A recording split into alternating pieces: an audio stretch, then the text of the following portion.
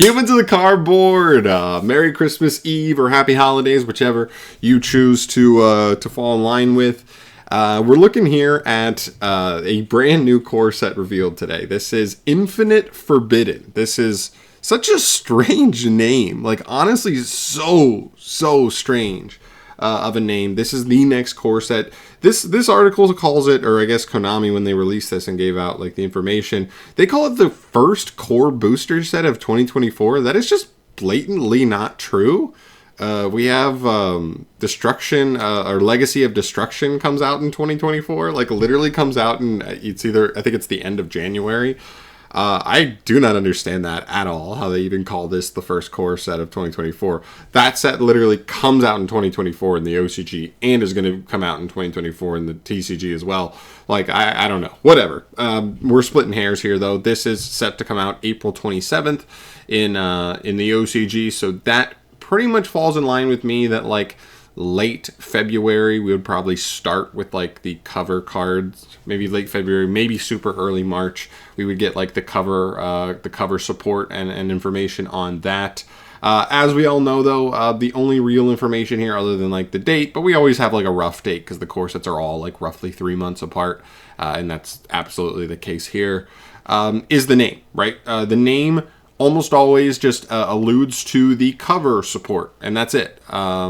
So, you know, Legacy of Destruction, it has Gandor on the cover. That's the most recent one. Phantom Nightmare, we have the Ubel support. Those make sense, right? The names make sense there.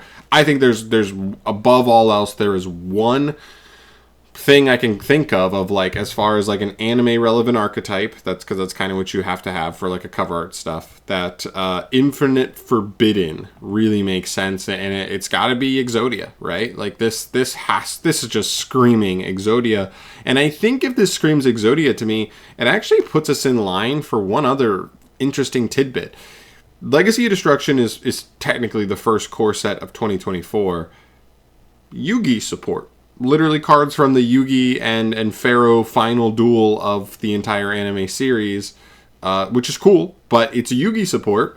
Then you'd go to EXODIA, again, Yugi support. This is like a little mini Yugi archetype. So I wonder if there's a world where 2024 ends up being the year of, you know, the year of like Yugi. Every core set has like Yugi support in one way, shape, or form. Maybe one core set is Magnet Warriors, maybe one set is, I don't know. You know what I mean? One core set could be Dark Magician, EXODIA. The first one was all based around the cards he used in the final duel, and go on from there. That would be honestly really cool. But this has to be the leader here. This has to be the biggest leader in the clubhouse for the cover art support for Infinite Forbidden. And I also gave a little bit of thought to, whenever I do this, I just search into like a card database.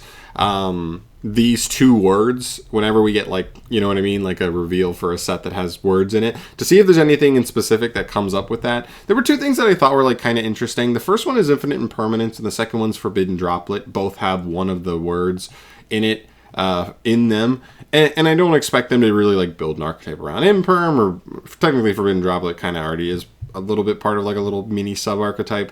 But I thought it's interesting that like Imperm now is like 5 years old. Droplet's still like, what, 3 years old? So it's like a little newer. But I thought it'd be interesting if to add even a little bit more of like synergy with the name of the set. What if they made a new version of Imperm? Not that they need to power creep Imperm in any way. It's still, other than Ash, probably the best hand trap in the game.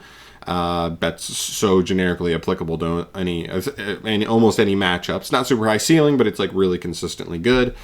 I don't know if they necessarily power creep it, but like, is there a world where they kind of expand the world of like Imperm a little bit and just make one more infinite something card, and it obviously has tied into Imperm. It's like the newest version of it, but works maybe in a different way. That could be really cool. I don't know if they would do that, but that would be something that I think could be like really, really interesting, and I definitely keep my eye out for that if they want to add something else. So technically Droplet falls into that category as well, but Imperm feels stronger to me. But obviously the big thing here is EXODIA. I mean, I don't want to say anything as hard as this absolutely guarantees EXODIA, but this is about as close as a hint that Konami can give up until this point. So Very cool. Hopefully you guys are excited. Let me know your thoughts down below. Is there anything else that you think fits the mold? You guys know way more than I do, especially about anime-based archetypes. So if there's anything else you think could apply to this name that you think will have a chance to maybe have maybe squeeze out EXODIA for this for the cover art support, I'd love to hear that down below. But I'm out of here for today. What do you want to see in this core set? And I'll see you in the next one. Merry Christmas, guys. Happy holidays. Peace.